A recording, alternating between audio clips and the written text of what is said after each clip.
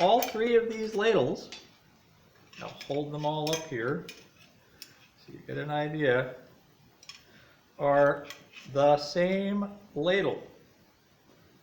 You see that? The only difference is, hi, Daniel Tokar here at the Willow Forge in Shepherdstown, West Virginia. I've been making YouTube videos for a little while now, mostly about blacksmithing. I took a little break for a while because the world got crazy. I had a lot to do. But anyway, I'm back. And one of the things I thought about while I was off was that most people who do blacksmithing as a hobby don't think like blacksmiths. They think like machinists or welders or carpenters or whatever it was that they learned or do for a living when they're not blacksmithing.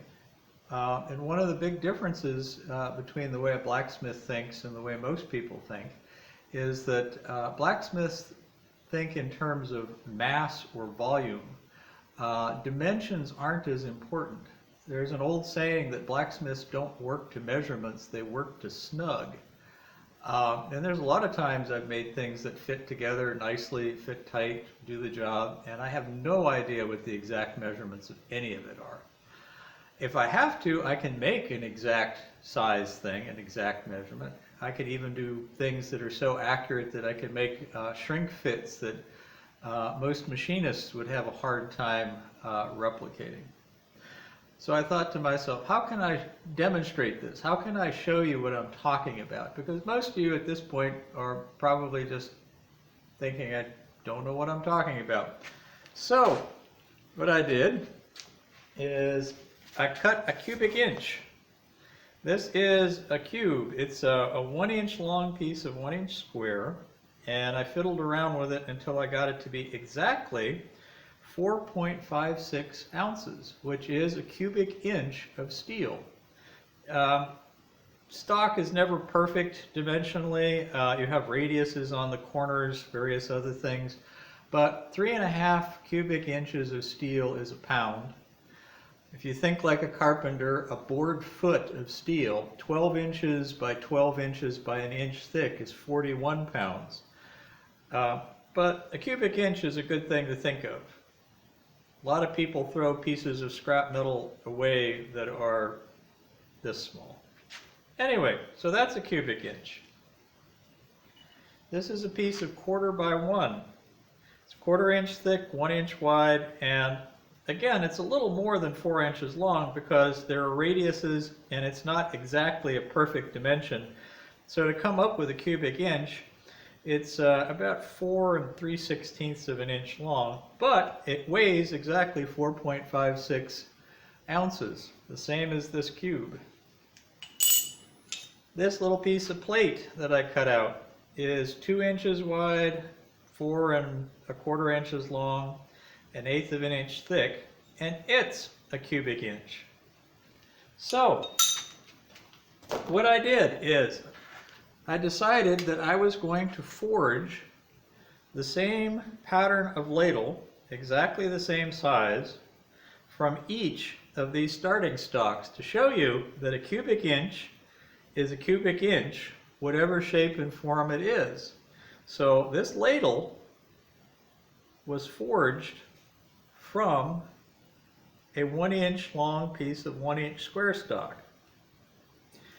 It weighs less than 4.5 ounces now because you have some scale losses while you're forging, and in forming and trimming the bowl and draw filing and finishing out, you lose some metal. So about a quarter, 20–25% of the weight on an object this size is lost. But it's still, that ladle was made with that cube. This ladle was made from a piece of 1/4 by 1. This ladle was made from a piece of 1/8 by 2. All three of these ladles, I'll hold them all up here so you get an idea, are the same ladle. You see that? The only difference is the size of the hook that I made on the back, and I did that intentionally so that I could keep track of what my starting stock was. The medium-sized hook, this one, was made from the cube. The small hook was made from the 1/4x1, and the big hook was made from the 1/8x2. And these were all finished out exactly the same way. They were draw filed and then burnished by hammering, very traditional techniques. And I have a video that shows the finishing of one of these ladles, because the finishing doesn't really mean much in this case, because it was done to each of the three in exactly the same manner.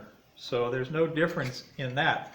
But I made 3 videos of forging these because there are differences in the way you forge the metal depending on what the starting stock is. So if you want to get the same ladle, you don't use the identical technique if you have a thin wide piece versus a short heavy piece.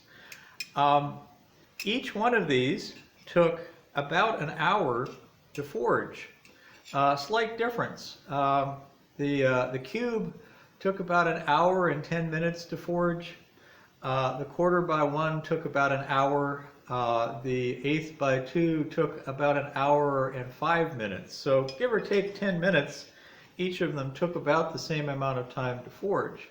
I'm going to edit out a lot of the pauses and heating times in the videos, but it's still, each one of the videos is going to be long enough that I am actually going to post the forging videos as 3 separate videos, and this is sort of the overview video. Anyway, the 4 videos should get posted all at the same time. 2 of these ladles are already spoken for,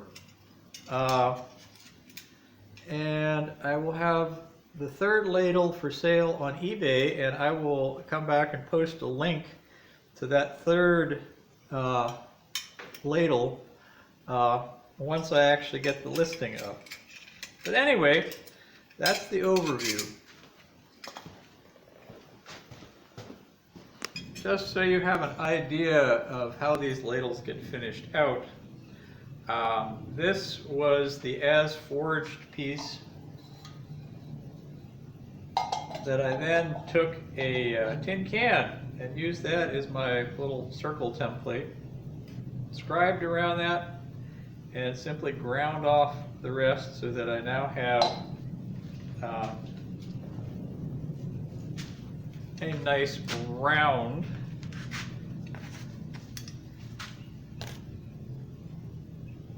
and this is the ladle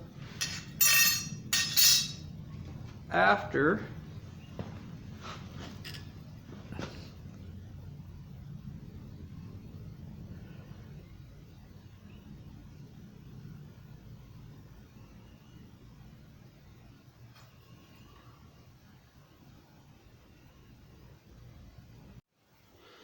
Okay, first thing I do is I take my ladle form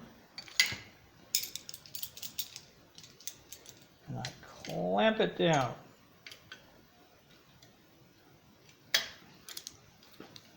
You always need 2 clamps so it doesn't move around. Take a big coarse bastard file.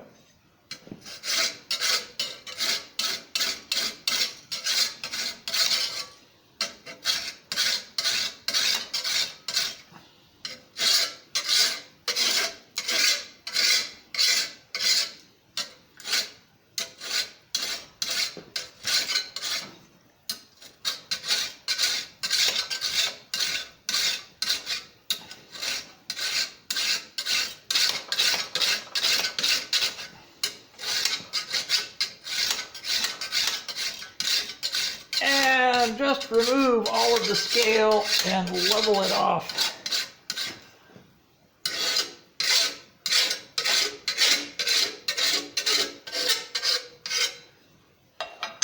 All right, I've also got a little bit of a twist. So I think that what I've got to do first is take the twist out of the handle. Dropping it on the floor always helps.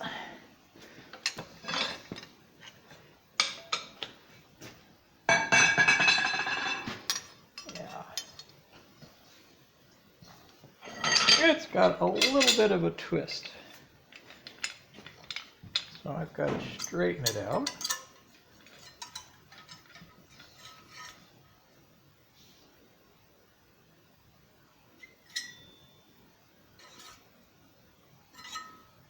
That's better.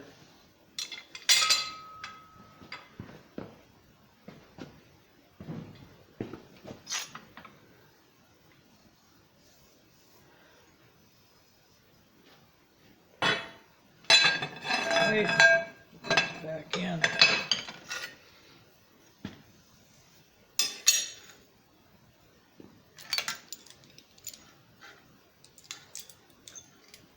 Because there's a little bit of a curve to the handle, it's not a flat handle, I put it on that edge of my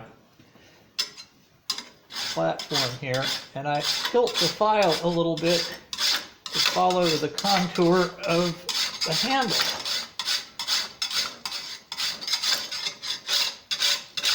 I don't want a flat handle. And I'll tilt the file the other direction a little bit. And I have a couple of places where hammer marks keep the scale low.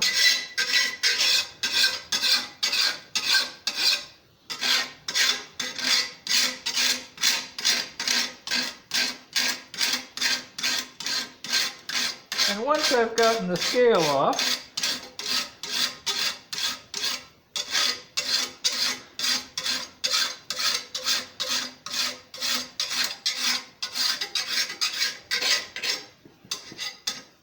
I will draw a file to smooth it, even it out.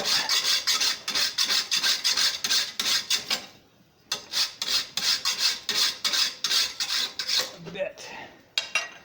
Okay, now that makes it fairly level. I'm going to turn it around. There it goes. And clean off the bowl side.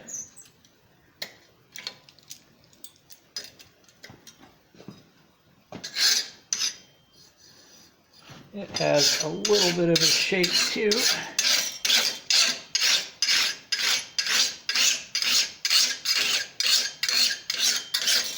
Now, I have also used acid to take scale off. I have used mechanical wire brushes. I've sandblasted. I've done all sorts of belt sanders. Used all sorts of things, but the reason I'm using a file right now is because it really isn't that slow, and it is a traditional method that you may not have seen before, and I'm all about showing you things that you may not have seen before.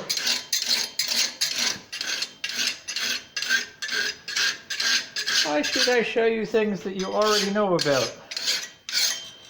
It's also, there are people who don't have all these tools and pieces of equipment. If you've just got a file, there's no reason you can't make a ladle. You don't need to have a belt sander. Of course, the amount of time you spend, if you're doing these things to make money, and every minute counts, you might want to use an angle grinder or a big wire brush or a sandblaster and get all of that scale off.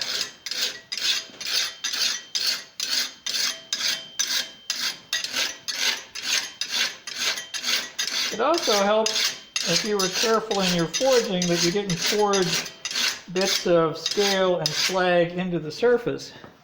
I'm fairly careful to use a wire brush toward the end of the forging so that I don't forge little pieces of slag and scale into the surface, and it makes it a lot easier to clean up.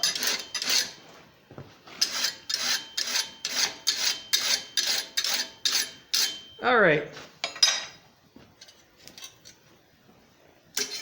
I am not going to take the scale off the outside of the bowl because scale is actually quite brittle, and all of the scale on the outside of the bowl will actually come off when I sink it, because as the metal stretches cold, the scale will just pop off. There is a little bit of a transition, a little shelf here that I should file off before I start shaping the bowl. That's this little part right here. It should be smooth, and for whatever reason when I forged it, I ended up with a spot. A transition that isn't smooth and pretty, and that's just my own fault. I wasn't paying attention maybe, but it only takes a minute with a file, and I fixed it. Now I do want to get the scale off on the back of the handle. I also have to be careful not to hit the little hanging hook, because part of the whole idea of this is to have a nice little delicate forged hanging hook.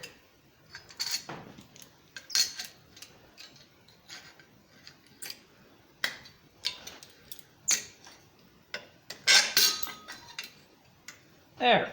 All right.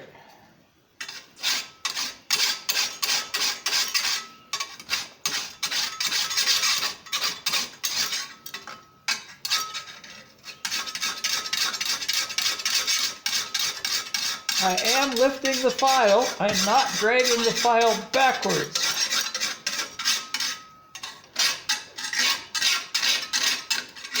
You don't need to lift the file very far, but you do not drag the file across the metal backwards.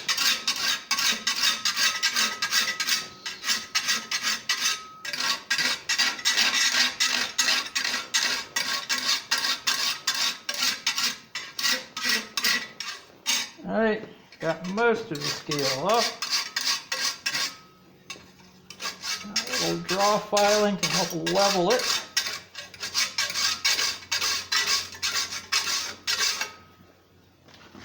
You go back in that direction.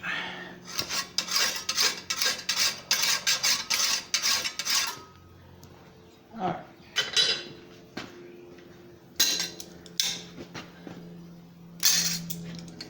Put it on that edge of my piece of angle, and that way I can follow the contour. All right, take this off.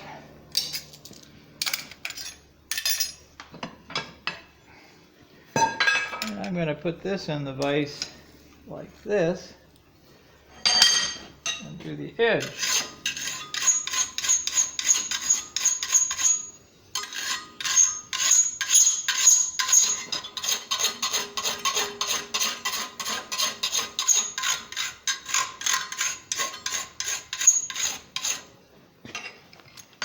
That edge.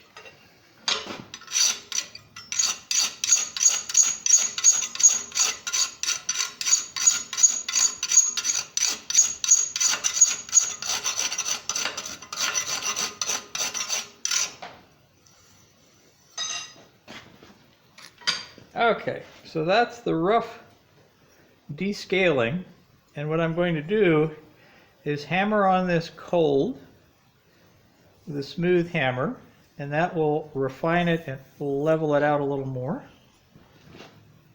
After I've taken the scale off, I will forge it cold.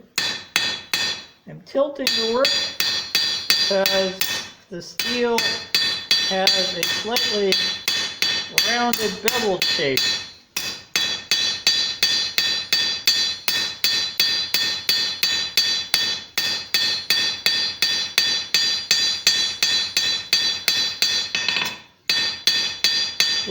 tapping. All I'm doing is helping to even out the surface and remove some of the heavier scratches from filing. I will use a much finer file to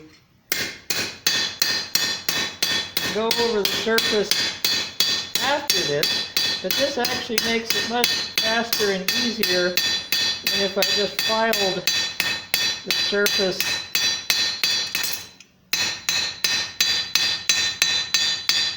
without going over it. And then I use my little bridge here, because that way I don't smash the hook.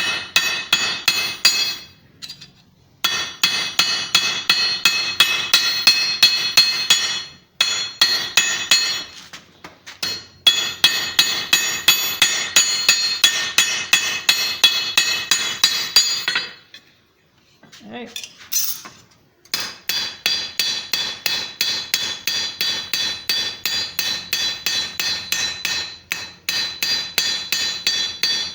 Again, I'm tilting the work slightly to conform to the shape because it's a slightly rounded shape. And then I will straighten it out a little bit. Make the handle straight again.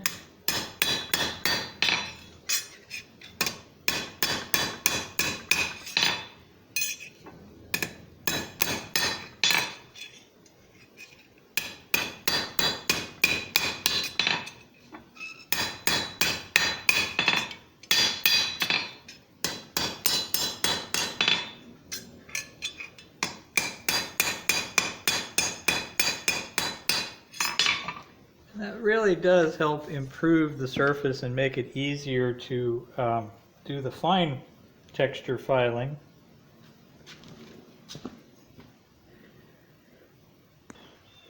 Alright, clamped it back in there. I'm going to use a fine mill file. That's a #1 mill file. And I'm going to draw file it. This takes some of the heavier scratches from the bastard file out and refines the surface even finer.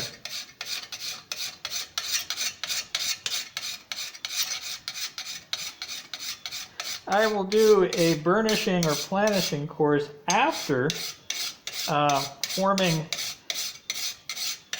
the bowl and the handle, because you always end up knocking these things around while you're making the bowl. And why should you have a super clean, fine finish and then have to fix it afterwards?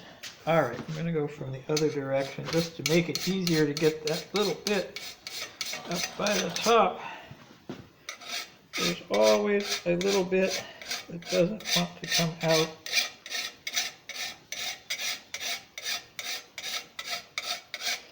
There it goes. A little salt and pepper.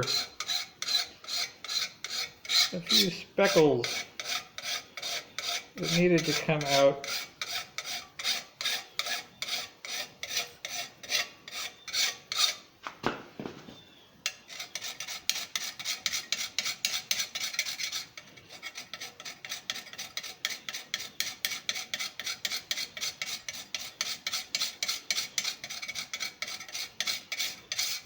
So at this point, that's about all I really need to do.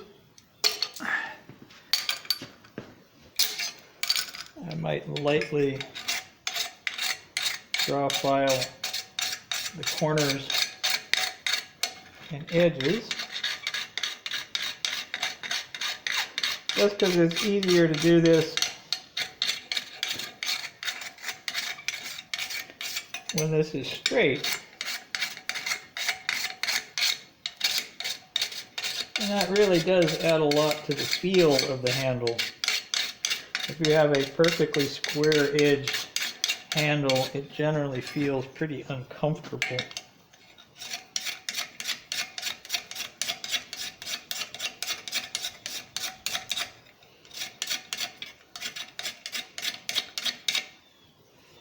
There. All right. Now we're ready to form the bowl. All right. To form the bowl, I start off with a larger swage, bigger than the diameter of the bowl, and I sink it. And while I'm sinking it, I'm also lifting the handle. As part of the process of sinking the bowl is also aligning the handle. So if you're forging this down, the handle is rising up, and you should help that by holding it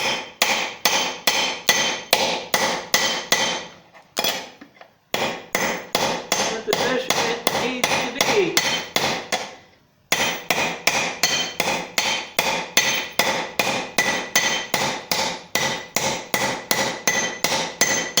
You'll also hear a difference in the sound between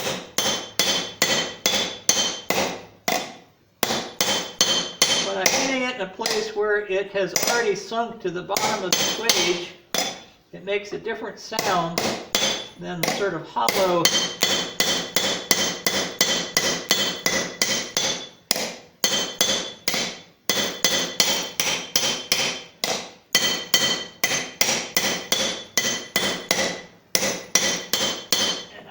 going to hit, like I said, a handle. Now you can see it's a shallow bowl now. The hammer that I'm using is a Pexto sheet metal hammer for forming, but any kind of a hammer that has a radius that's a little smaller than the radius of the swage you're working. You always want the hammer to hit in the center and not around the edges, because you'll get smiley faces from the edge of the hammer. So the hammer radius has to be tighter than the radius of your swage. And you don't want to go to the finished size all in one go. You have to start with the bigger one, and that's also so you don't end up with the edge of the swage block making edges on your ladle. Now this block has edges that have been relieved slightly radiused, and I'm going to use a very tight radiused hammer. This is my chicken raising hammer, and one of these days I'll relate the story about why this is a chicken raising hammer. But right now I'm going to make the bowl a little tighter. Start in the center, and I'm still trying to move the handle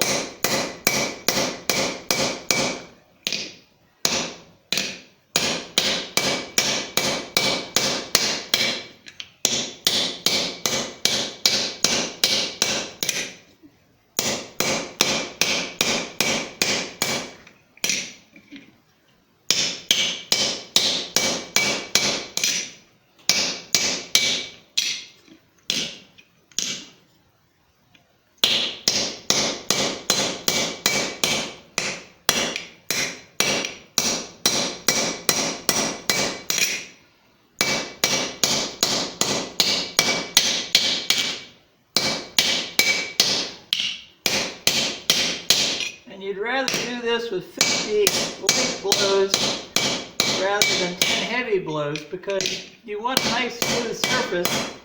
You don't want to have a bunch of hammer marks in it. And the easiest way to do that is not to put the hammer marks in the first place.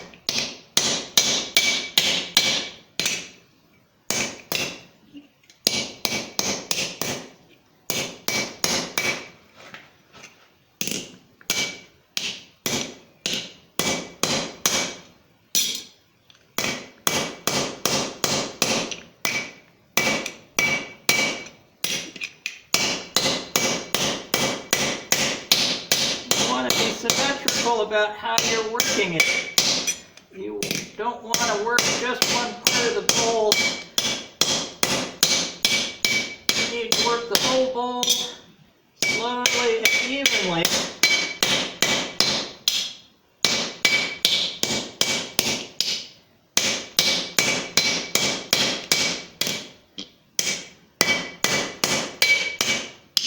some people like to work these hot, and yes, you could do that, but then you have to figure out how to take the scale off of a formed bowl, because as you see here, I don't have any scale in that bowl working at cool.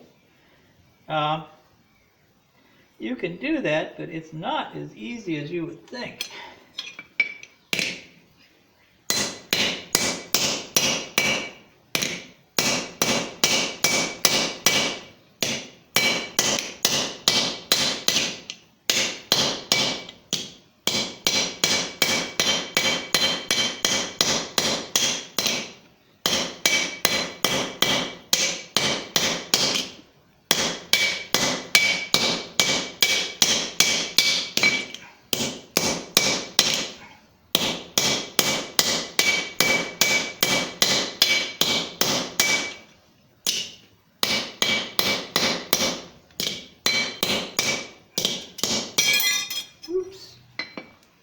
Sometimes I have to move around a little bit.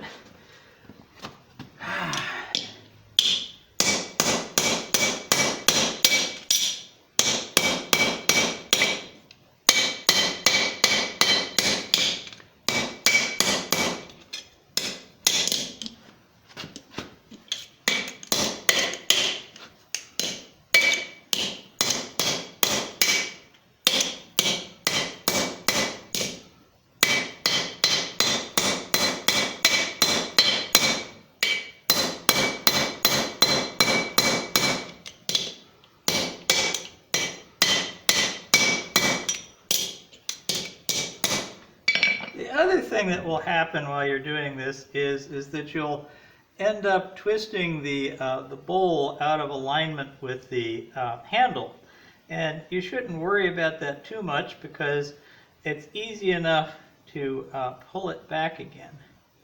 So almost done.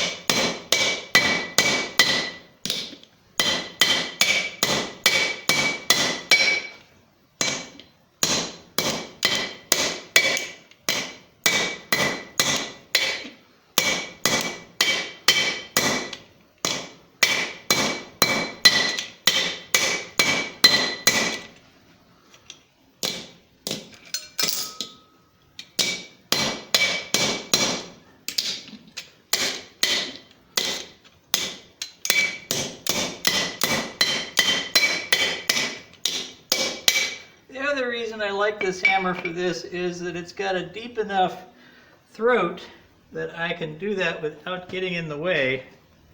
So that's the rough forged bowl. Now I need to work the outside of the bowl.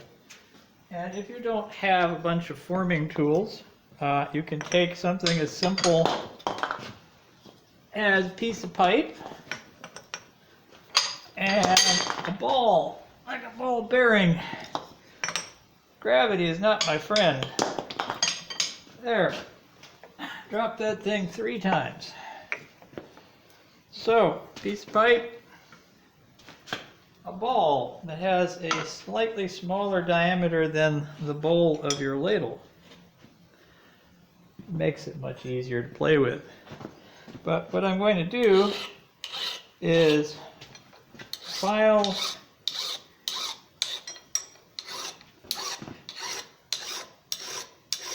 and even out. This takes the scale off the outside, any of the scale that didn't pop off when I was hammering, because it does come off.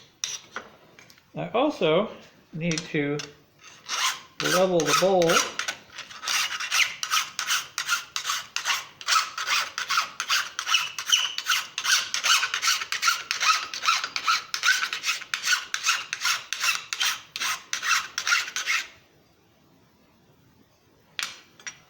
Yeah, that's a good level.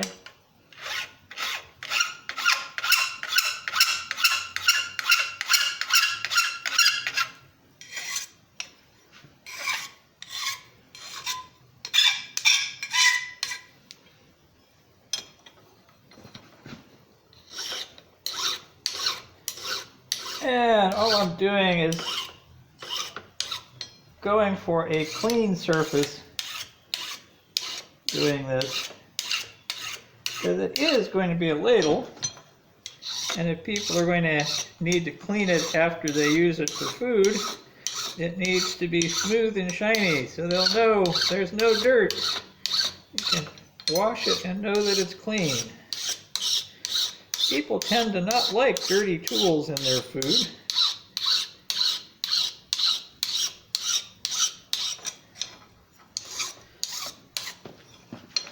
Now, start to finish, from the time I first put the first piece in the fire to the time that I have a finished ladle for a ladle like this, using all traditional tools, just files and things like this, I can make a ladle like this in about 3 hours. That's about an hour to forge it, about a half an hour of cleaning up the shape, like laying out and grinding the edges of the handle, and laying out and grinding the bowl platen, the preform of the bowl round, and forming. And then it takes about an hour of filing and finishing to get a nice surface on everything. So yeah, 3 hours start to finish on one of these for a fairly basic, pretty little ladle. Now, I used to make, in days gone by, what I called a 10-hour ladle, which had much finer finish and much higher decoration, with fire inlays and copper, brass, or silver bowls. And some of those, once you added the engraving and other things that I might do to such a ladle, could be 20-hour ladles, where I could spend 3-4 days to make one ladle. And now I've got a train coming down the tracks again. You probably noticed that the shop is right next to the railroad tracks. But I've just about cleaned up this bowl. And before I start again, I am going to turn off so you don't listen to the train.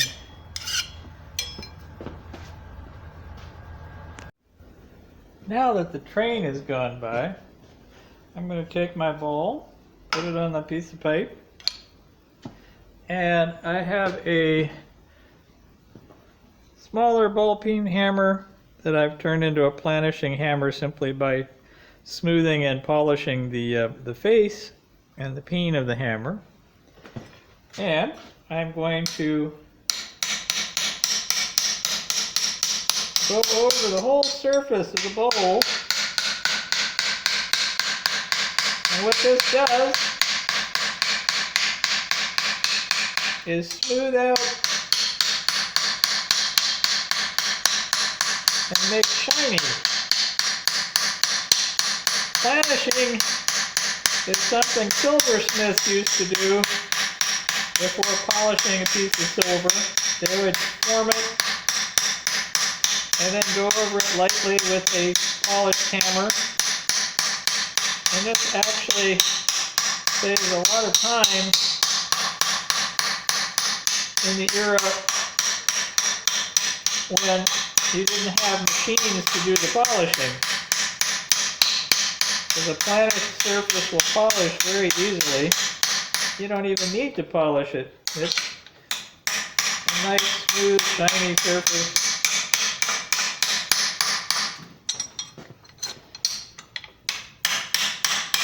Of course, you could just attach this with a belt sander and buffing wheels and be done with it. But what's the fun in that? It's also, I'm supposed to be showing you the old ways they did things before they had electric motors. They did have apprentices, so I think an awful lot of the polishing was just done by 12-year-old boys.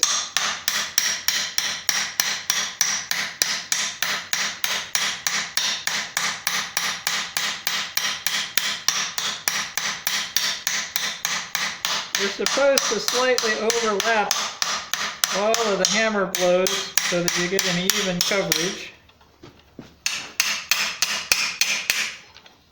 You do have to change sides every now and then. You don't want to warp or distort the bowl. You're just trying to smooth the surface out. You're not trying to change the shape of the bowl.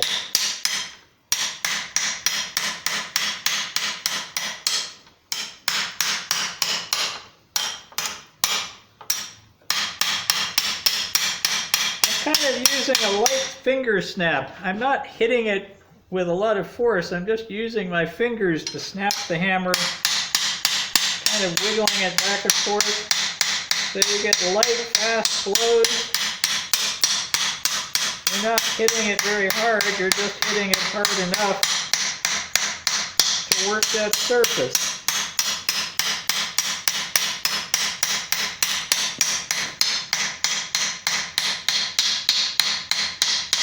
It's also, you don't get quite as tired doing this, because all you're really working is your fingers and not using a whole lot of force.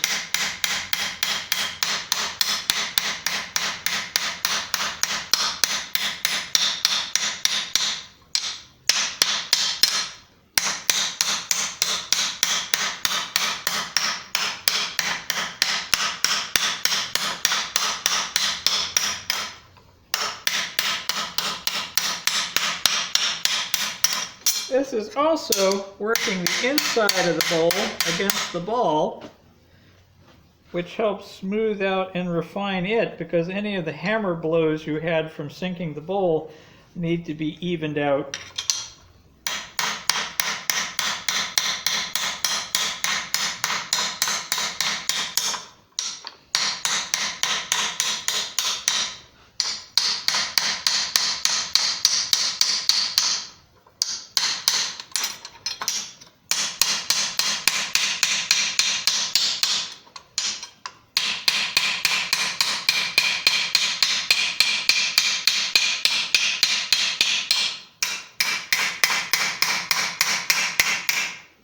That ball is just sitting in a piece of pipe. Alright, what I'm going to do next is straighten out the bowl. It's probably gotten a little bit twisted from all that. So I put that in the vise. Oh, handle's gotten a little bit twisted too. I'm going to have to straighten that out just a little bit first.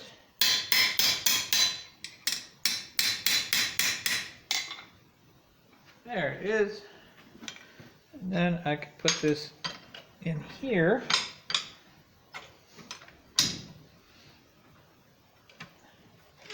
And I take my bending wrench and a plate, put the plate against the bowl, open the wrench up, and that plate allows you to grab sort of the edges of the bowl, and I'm going to twist this until I get it to line up with the handle.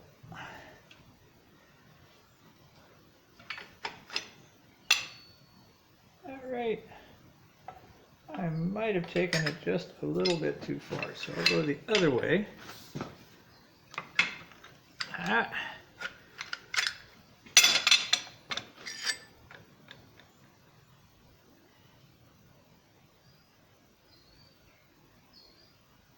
Actually, I think that will work. I have to straighten out the handle a little bit again.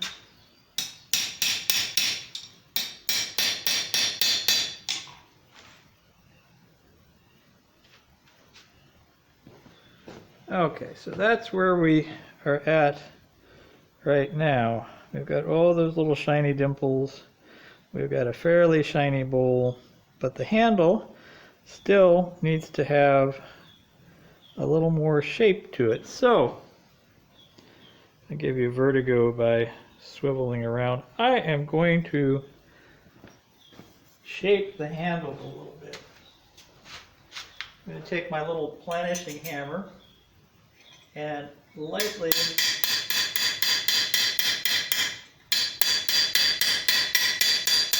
go over the surface of the handle, tilting it so it's always in contact with the surface.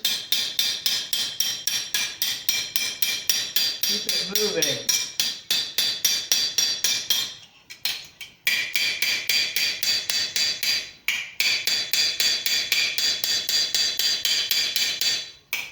I'm also leading it along to put some arch in the handle. You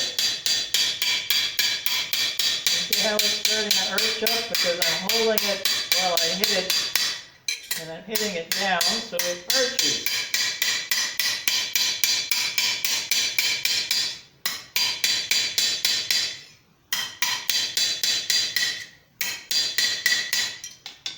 You can see that nice shape that you get from that. All right, do the edges a little bit.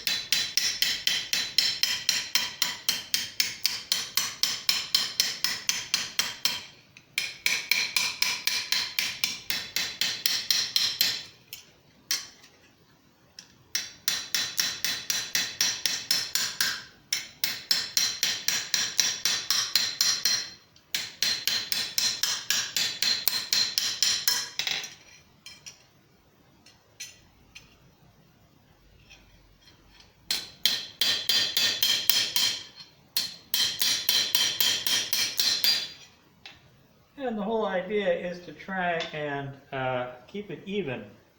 You want things to end up straight and to look nice. That's getting a very pleasing shape. Still needs a little more curve. It's also, I want it to look like the other one. So, it's okay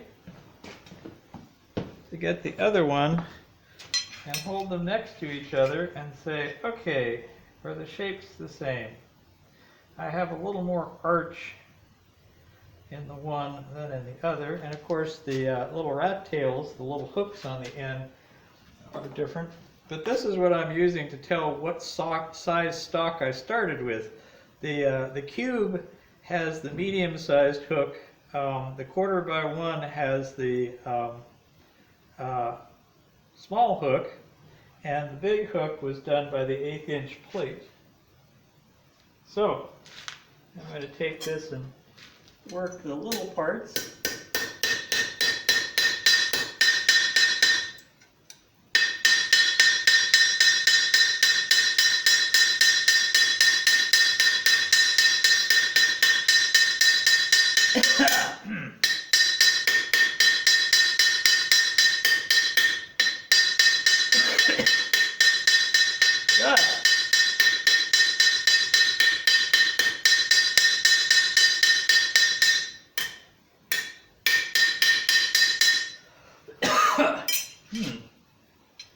All right.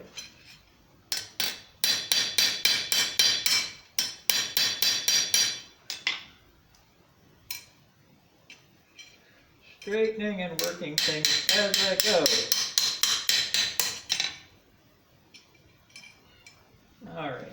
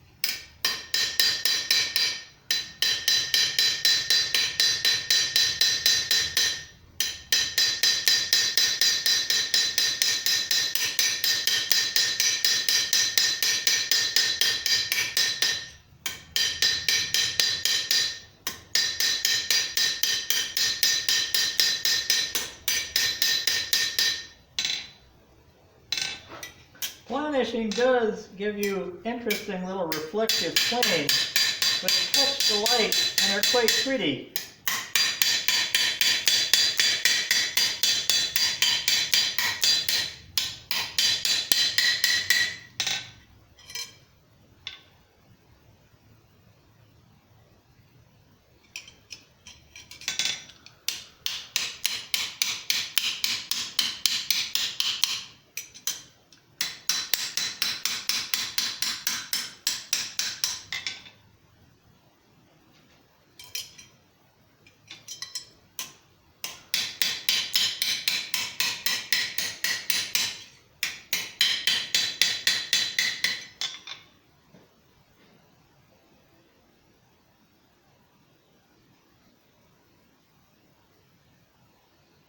Okay. One of the other things I will do is take a wire brush and burnish it a little bit with the wire brush. So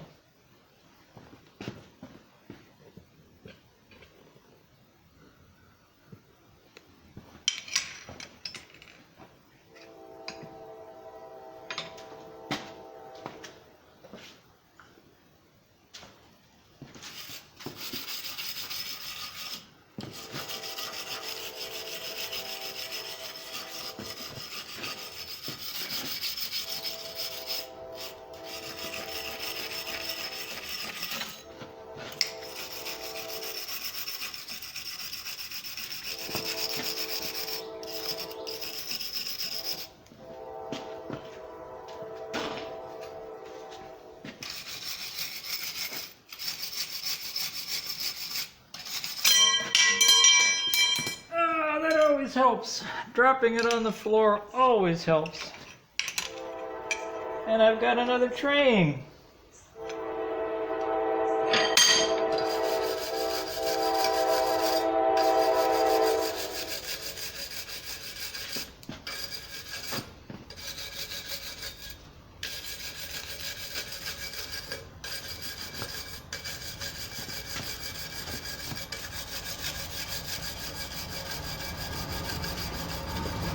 Big train.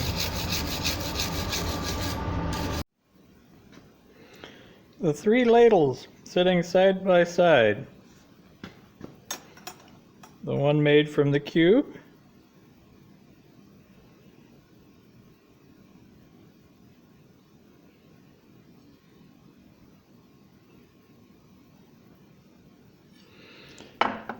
The one made from the 1/4 by 1.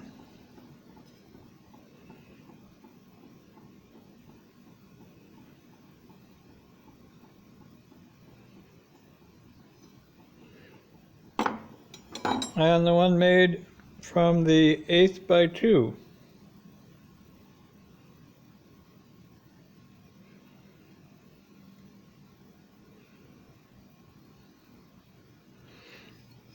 As you can see, outside of the intentional size difference of the loops, they are pretty much